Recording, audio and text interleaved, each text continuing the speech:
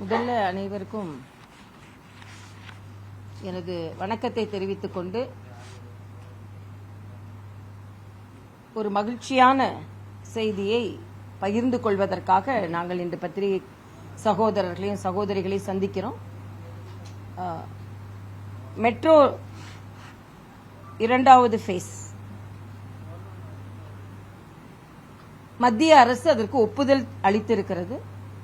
இது சென்னையின் வாகன நெரிசலை குறைப்பதற்கும் சென்னையை 4 முனைகளில் இருந்து இணைப்பதற்கும் சென்னை வாசிகள் மிக சுலபமாக தங்கள் அலுவலகங்களுக்கோ தங்களது பணியிடங்களுக்கோ வாகன நெரிசல் இல்லாமல் செல்வதற்கும் வருங்காலத்தில், ஏனென்றால் சென்னையை பொறுத்தமட்டில் இன்று 1,26 லட்சமாக இருக்கின்ற இந்த மக்கள் தொகை இன்னும் 10 ஆண்டுகளுக்குள் 1,80,90 லட்சம் ஆகிவிடும் என்று சொல்கிறார்கள். அப்படி என்றால் சாலை போக்குவரத்து மிக நெரிசலாகிவிடும் என்ற தொலைநோக்கு பார்வையோடு இந்த மெட்ரோ ரயில் திட்டத்திற்கு மத்திய அமைச்சரவை நேற்று ஒப்புதல் அளித்திருக்கிறது.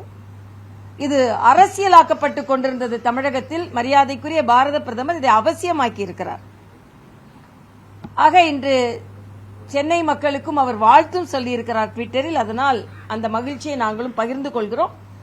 மத்திய அரசை பொறுத்தமட்டில் தமிழகத்திற்கு என்னென்ன திட்டங்கள் கொண்டு வர வேண்டுமோ, தமிழக வளர்ச்சிக்கும் அடிப்படை கட்டமைப்பிற்கும் அது முழுவதுமாக ஒத்துழைத்துக் கொண்டிருக்கிறது என்பதை இது மறுபடியும் காண்பிக்கிறது. அதனால் அது தூத்துக்குடி துறைமுகத்திற்கு 7,000 கோடி செலவழித்ததாக இருக்கட்டும், அதை மேம்படுத்துவது, உலக தரம் வாய்ந்த சரக்கு துறைமுகமாக அது மாறி இருக்கிறது. அதே போல இன்று எல்லா மாநிலங்களிலும் இத்தனை வந்தே பாரத் கொடுக்கவில்லை. 8 வந்தே பாரத் ரயில்கள் தமிழகத்திற்கு மட்டுமே கொடுக்கப்பட்டிருக்கிறது.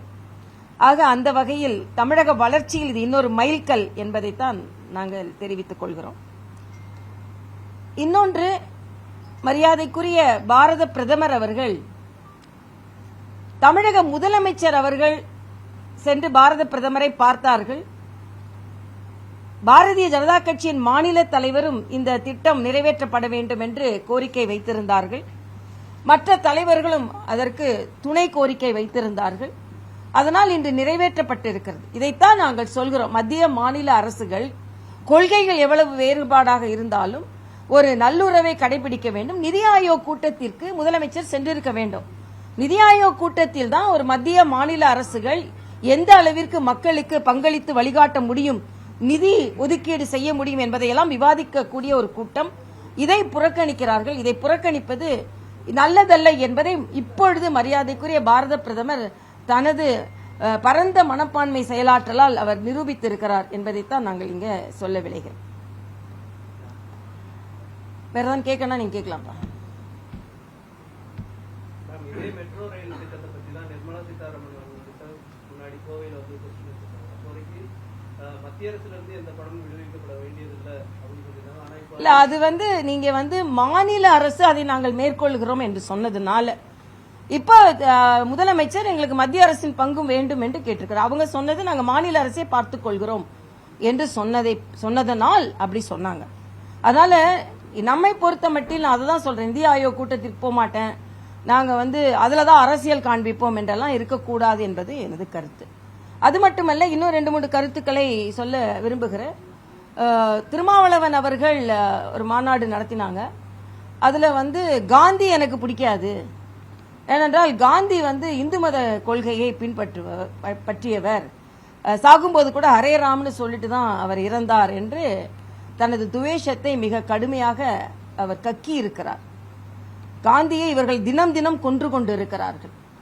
ஆக எந்த அளவிற்கு ஒரு தேசப்பிதாவை நீங்கள் கொச்சைப்படுத்த முடியும்? ஏற்கனவே நான் அவர் சிலைக்கு மாலையிடவில்லை என்று சொன்னதை அவர் இன்னும் அதிகமாக கொச்சைப்படுத்தி மிக மோசமான கருத்துக்களை பதிவிட்டிருக்கிறார். அவர் ஒரு நாகரிகமான தலைவர் இல்லை என்பதை நிரூபித்து விட்டார், அவ்வளவுதான்.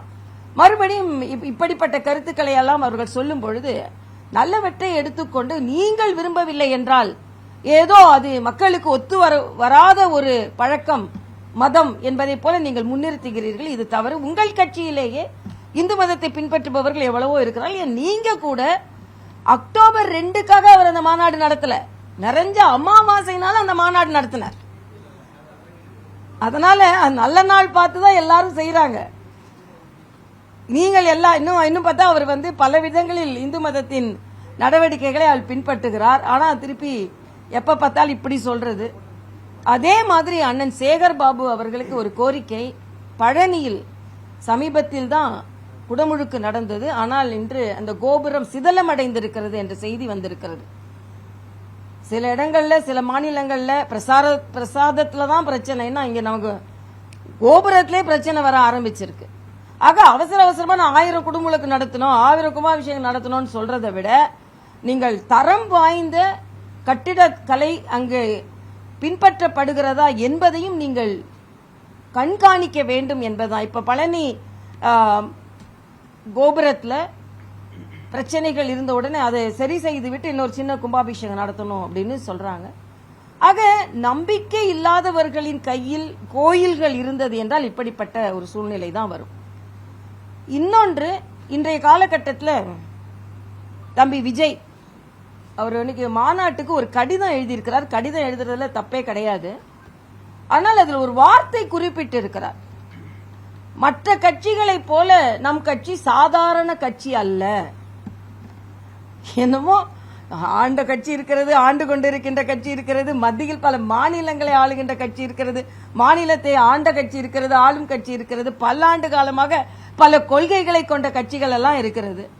ஆனால் அப்படிப்பட்ட ஒரு வார்த்தை எந்த அளவிற்கு தமிழக அரசியலில் ஏற்றுக்கொள்ளப்படும் இல்லை. உங்க கட்சியை நீங்க உயர்வா சொல்லலாம், ஆனா மற்ற கட்சிகளை சாதாரண கட்சி என்று சொல்லும் அளவிற்கு எந்த அளவிற்கு உயர்ந்து விட்டீர்கள் என்று எனக்கு தெரியவில்லை. அதனால் அரசியல் கட்சி தலைவர்கள் என்று இருக்கும் பொழுது மற்ற தலைவர்களையும் மதிக்க வேண்டும், மற்ற கட்சிகளையும் மதிக்க வேண்டும், மற்ற கட்சி தொண்டர்களையும் மதிக்க வேண்டும் என்பதுதான் எனது கோரிக்கையாக இருக்கிறது. விஜய் வந்து அன்னைக்கு பெரியாருக்கு மாலையிட்டு வந்தாரு. ஆனா இன்றைக்கு அவரோட மாநாட்டுக்கு வந்து பிரம்ம முகூர்த்தம் பார்த்து காலையில 4 மணிக்கு கம்பு ஊன்றாங்க, பூமி பூஜை செய்யறாங்க, கம்பு ஊன்றாங்க. அதே திராவிட முன்னேற்ற கழகத்தை பின்பற்றுகிறார்கள். திராவிட முன்னேற்ற கழகம் பெரியாரை கும்பிடுவார்கள், ஆனால் நாள் நட்சத்திரம் பார்த்து தான் எல்லாமே நடத்துவாங்க.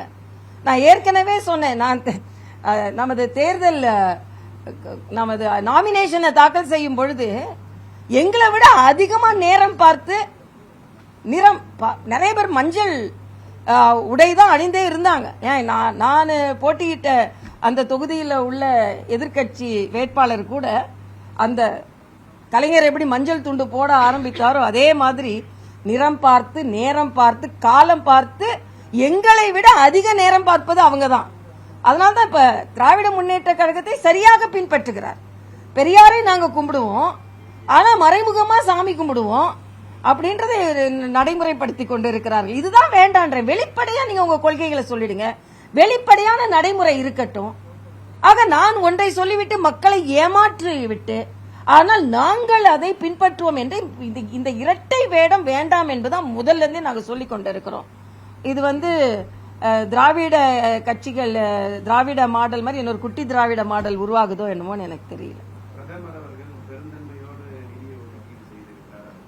ஆனால் சீமான் அவர்கள் மத்திய அரசுக்கு தனிப்பட்ட நிதி வருவாய் கிடையாது, மாநிலங்கள் அரசு பெற்று அதை பகிர்வு செய்யறதுதான் வந்து அவருடைய வேலை அப்படின்னு சொல்லியிருக்காரு. எதன் அடிப்படையில் சார் மாநில அரசு மாத்திரம் அவங்க பாக்கெட்ல இருந்து எடுத்து கொடுக்கறாங்க. இப்ப கலைஞரின் உதவித்தொகை திட்டம் அப்படின்னு பெயர் வைக்கிறாங்க. கலைஞர் வீட்டில இருந்து எடுத்து கொடுக்கறாங்களா?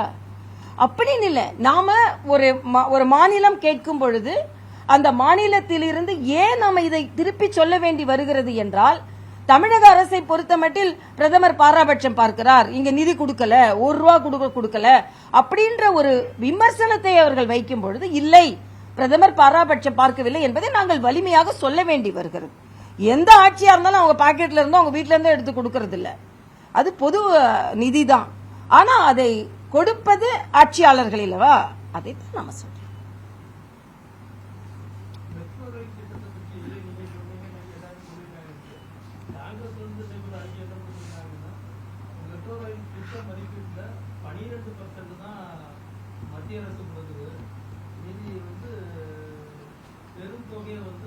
தமிழ்நாடு அரசு தான் கொடுத்தது. அதே போல காலதாமதமா அவங்க கொடுத்துருக்காங்க. அதுக்கு அடுத்து டீச்சர்ஸுக்கு அந்த கல்வி திட்டத்தை வந்து ஒத்துக்காத காரணத்தினால இன்னும் வந்து நிதியை ஒதுக்கல. டீச்சர்ஸுக்கு சம்பளம் கொடுக்க முடியாதவரை தமிழ்நாடு தடுமாறுது. அதாவது இதுல நான் இது 50% தான் இந்த திட்டம் நிறைவேற்றப்பட்டிருக்கிறது. அதை நாங்களும் வந்து வெரிஃபை பண்ணிட்டோம். இப்போ ஆனா ஒட்டுமொத்தத்துல 63,000 கோடியில அதுல கடனுக்கு ஏற்பாடு செய்வாங்க. அது ஒன்று. மிச்சம் இருக்கிற தொகையில 50% மத்திய அரசு கொடுக்கணும், 50% மாநில அரசு கொடுக்கணும், அவ்வளவுதான். அதனால இது மத்திய அரசின் பங்கும் இருக்கிறது, மாநில அரசின் பங்கும் இருக்கிறது. இது மத்திய அரசு கொஞ்சம் கொடுத்துட்டு மாநில அரசு அதிகமா கொடுக்கிறது என்பது ஒப்புக்கொள்ள முடியாத ஒன்று. அது சரியல்ல. இன்னொன்று, கல்வி திட்டத்தை பொறுத்த மட்டில் நான் இந்த சமக்கிர சிக்ஷா அபியான், இது வந்து மாணவர்களின் அறிவாற்றலை கற்றலை விரிவுபடுத்துவது. அப்படி விரிவுபடுத்தும் பொழுது மாணவர்களின் அறிவாற்றல் மேம்படுகிறது, அவர்களுக்கு வேலை வாய்ப்புகள் அதிகரிக்கிறது, அவங்க என்ன ஒரு மாநிலத்திற்கு போனா நல்லா பணியாற்ற முடியும். எல்லா மாநிலங்களும் இதை பின்பற்ற ஆரம்பித்து விட்ட போது நீங்கள் அதை பின்பற்றவில்லை என்றால் அந்த விரிவுபடுத்தப்பட்ட கல்வி திட்டம் மாணவர்களுக்கு கிடைக்காது. அந்த விரிவுபடுத்தப்பட்ட கல்வி திட்டத்திற்காக கொடுக்கப்பட்ட நிதி நீங்கள் விரிவுபடுத்தினால்தான் அது கொடுக்கப்படும். எந்த திட்டத்திற்கு நிதி ஒதுக்கப்படுகிறதோ அந்த திட்டத்தை நான் செயலாற்ற மாட்டேன் என்று சொல்வது சரியல்ல. அது மட்டுமல்ல, மாநில அரசு நாங்கள் பின்பற்றுவதற்கான ஒரு குழுவை அமைத்து அதற்கான ஆலோசித்து வருகிறோம் என்று முந்தைய தலைமைச் செயலர் சொன்னதின் அடிப்படையில் முதல் தவணை கொடுக்கப்பட்டது. நான் கேட்கிறேன், ஏன் பின்பற்ற மறுக்கிறீங்க? ஏன் நடைமுறைப்படுத்த மறுக்கிறீர்கள்? இதில் என்ன காரணம்னு சொல்லுங்க.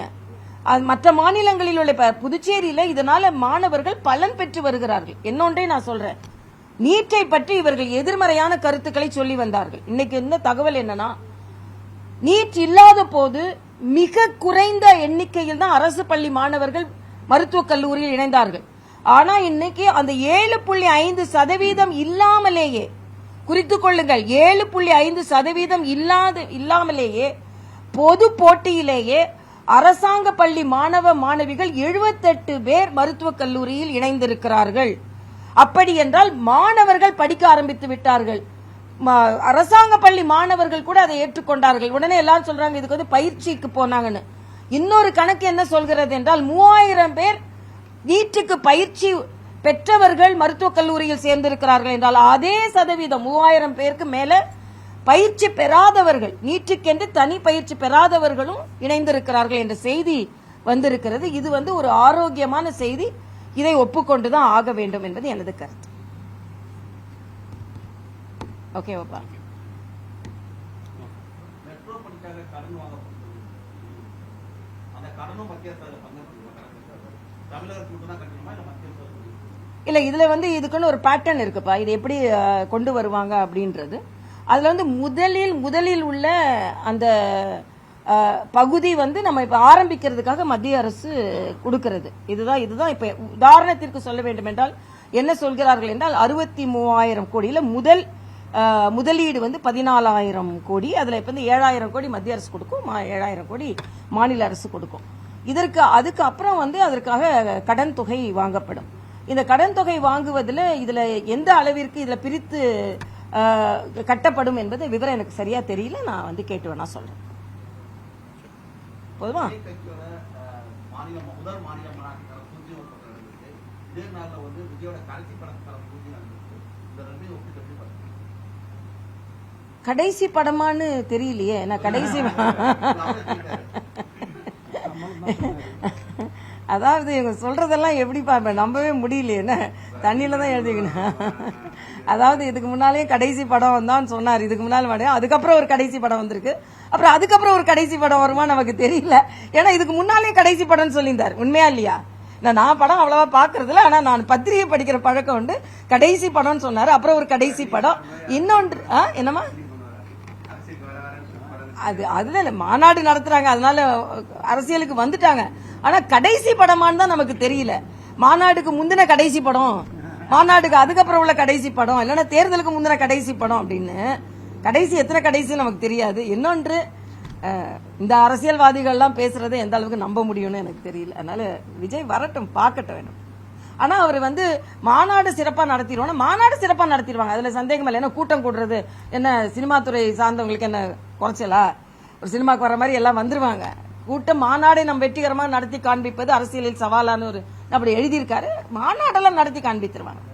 கட்சி நடத்துறதுதான் நம்ம எப்படின்னு வேலையெல்லாம் விட்டுட்டு வாங்கன்னு சொல்லி யாருப்பா இளைஞர்லாம் வேலையை விட்டுலாம் வாங்க மாநாட்டுக்கு வாங்க அப்படின்னு சொல்லி தீபாவளி பண்டிகை நேரத்துல வந்து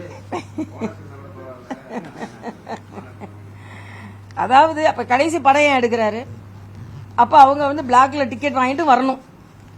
நான் தான் சொல்லியிருந்தேன், இன்டர்நெட்லயே ஒருத்தர் எழுதியிருந்தாரு, நீங்க வந்து முதல் ஆலோசனையா பணம் வாங்காம ஓட்டு போடுங்க அப்படின்னு சொல்லுங்க. பணம் வாங்கி ஓட்டு போடுறதுல எனக்கும் ஒப்புதல் கிடையாது. இப்ப என்னொன்னே நீங்க அறிவுரை சொல்லுங்க, பிளாக்ல என் டிக்கெட் வாங்காதுங்க அப்படின்னு சொல்லுங்க அப்படின்னு. ஏழை எளிய மக்களை தயவு செய்து இப்படி ஏமாற்றாதீர்கள் என்பது. ஏனென்றா திரைத்துறை மீது ஒரு ஈர்ப்பு இருக்கும். அது நானும் கேள்விப்பட்டேன். அவங்க என்ன ரொம்ப அடித்தட்டு மக்களைத்தான் அவர்கள் குறி வைக்கிறார்கள் என்று. சாமானிய மக்கள், சாதாரண வேலை செய்பவர்கள் போனஸ் இல்லைன்னா வந்துரு அப்படின்னா அடுத்த நாள் அவன் என்ன பண்ணுவாங்க? உங்களை மாதிரி கடைசி படம் நடிச்சுட்டு நிறைய கோடியா சம்பாதிச்சுட்டு அடுத்து வந்தா பரவாயில்ல, அவன் தெருக்கோடியில நின்று கொண்டிருப்பவரை நீ இன்னைக்கு வேலைக்கு போகாதுன்னா என்ன பண்றது? அதனால இந்த அறிவுரை எல்லாம் சரியான அறிவுரை இல்ல. ஆனா அது இணையதளத்துல வந்ததுனால அதுதான் வந்ததா இல்லைன்னா இட்டு கட்டியதான்னு எனக்கு தெரியல. நன்றி தம்பிங்களா. கடைசி படம்னு அவர் சொல்றாரு, இது அரசியல்வாதிகள் சொல்றத நம்ப முடியல அப்படிங்கிறீங்க. புது அரசியல்வாதி, புது நடிகர் அரசியல்வாதி. ஆனா எங்களுக்கு எல்லாம் படம் கிடையாது இல்ல, அதனால ஒண்ணு படம் காமிக்க வேண்டிய அவசியம் இல்லை நாங்கெல்லாம். அதனால போனா எல்லா அரசியல்வாதிகளுமே இப்படித்தானே, அதே போலதான் அவரும் மாற்றம் இருக்காதுங்கிறத சொல்றாரு. இல்ல அவர் இல்ல அப்படின்னு இல்ல, ஏற்கனவே சொன்னது தானே. கடைசி படம் இதுக்கு முன்னால உள்ள படத்தையே சொன்னாரா இல்லையா? இதுக்கு முந்தின கடை இனிமே நடிக்க மாட்டேன்னு சொன்னாரு, அப்படிதான் சொன்னாரு. அதுக்கப்புறம் இப்போ ஒரு படத்துக்கு பூஜை போடுறாங்க இல்லையா? அப்போ அந்த மனமாற்றம் ஏன் வந்தது? அப்படின்னா நம்ம முழு நேரம் அரசியல்வாதியா இருக்க முடியாது, ஒருவேளை பகுதி நேர அரசியல்வாதி பகுதி நேர நடிகரா இருக்க முடியுமோ, அப்படிதான் தமிழ்நாட்டில் சூழல் இருக்குன்னு அவர் சிந்திக்கலாம். அதனால எல்லா அரசியல்வாதியும் அப்படி சொல்லல. இந்த இவர் கடைசின்னு சொல்லிட்டு இன்னும் எத்தனை கடைசின்னு தெரியலையே. காந்தியை வந்து நீங்க சொன்னீங்க, திருமாவளவன் வந்து கலைஞராக அதே காந்தி விமர்சனம் பண்ணா திருமாவளவன் கூட தான் காங்கிரஸும் கைவிட்டு அதே மேடையிலே அவங்களும் இருந்தாங்க. அது மேடையில தான் பேசுறாங்க. அவங்க எந்த கண்டனமும் சொல்லுங்க. அவங்க இல்ல அவங்க வந்து சோனியா காந்தியை பத்தி பேசினாதான் கவலைப்படுவாங்க. மகாத்மா காந்தியை பத்தி பேசினா அவங்க கவலையே பட மாட்டாங்க. மகாத்மா காந்தியை நீங்க என்ன வேணாலும் பேசலாம். ராகுல் காந்தி ஒருவேளை பேசினா குதின்னு குதிப்பாங்க. இன்னைக்கு காந்தி உயிரோட இல்ல. அதனால காந்தி சொன்ன காங்கிரஸ் இல்லவே இல்லை. இப்போ வந்து சோனியா காந்தி காங்கிரஸ் தான் இருக்கு. இன்னொன்னு எந்த காங்கிரஸ்க்கு வந்து இன்னைக்கு திருமாவளவனே அந்த காங்கிரஸ் கூட வச்சிருக்காருல. இலங்கையில தமிழர்களை கொன்னது யாரு? அவர்கள் இன்னைக்கு இவ்வளவு பேசுறாங்க. யாராலும் இலங்கைக்கு போய் பார்த்தாங்களா? அதெல்லாம் இவ்வளவு சீக்கிரம் மறந்துடுவீங்களா? ஆக அவர்கள் கூட இதே திருமாவளவன் தான் அன்னைக்கு விமர்சனம் செய்தார். மத்தியில் உள்ள காங்கிரஸ் அங்கே தமிழர்களை படுகொலை செய்து கொண்டிருக்கிறது. இன்னொன்னு எமர்ஜென்சி கொண்டு வந்தது யாரு? இன்னைக்கு எமர்ஜென்சியை உதாரணமா முதலமைச்சர் காண்பிக்கிற எமர்ஜென்சி கொண்டு வந்தது யாரு? ஆக ஒரு கொள்கை பிடிப்பில்லாத கூட்டணியை வைத்துக் கொண்டுதான் அவர்கள் நாடகம் ஆடிக்கொண்டிருக்கிறார்கள் என்று நாங்க ஏற்கனவே சொன்னதுதான். காந்தி அவர்களை விமர்சித்தார் திருமாவளவர்கள் சொல்றீங்க. ஆனா இதே மாதிரி வந்து நார்த் இந்தியால நிறைய பேர் வந்து கோட்டையை கொண்டாடி காந்தியோட புகைப்படத்தை செருப்பால் அடிச்சது, துப்பாக்கியால சுட்டதெல்லாம் அது யாரோ செய்யறாங்க. யாரோ செய்யறதுக்கு நம்ம என்ன செய்ய முடியும்? நிச்சயமா பாரதிய ஜனதா கட்சி செய்யாது. ஏனென்றால் மரியாதைக்குரிய பாரத பிரதமர் ஸ்வச் பாரத் 10 ஆண்டு காலமாக நடத்தினார். காந்தி ஜெயந்தி அன்னைக்கு தான் அவர் அறிவித்தார். ஆக காந்தியை கூட அவர் குறிப்பிட்டார். சுதந்திரமான இந்தியா வேணுமா, சுத்தமான இந்தியா வேணுமான்னு கேட்டா காந்தி சுத்தமான இந்தியா கொடுங்க, அதுக்கப்புறம் சுதந்திரமான இந்தியா வாங்கி கொண்டு என்ற பேச்சையே சொன்னார். அதனால பாரதிய ஜனதா கட்சி காந்தியை மதித்து கொண்டு நீங்க தான் தினம் கொண்டு இருக்கிறீர்கள். ஓப்பனா நாங்க வந்து காந்தி எனக்கு பிடிக்காதுன்னு திருமாவளவன் சொல்றாரு. அதுக்கு அவர் பதில் சொல்லட்டும்.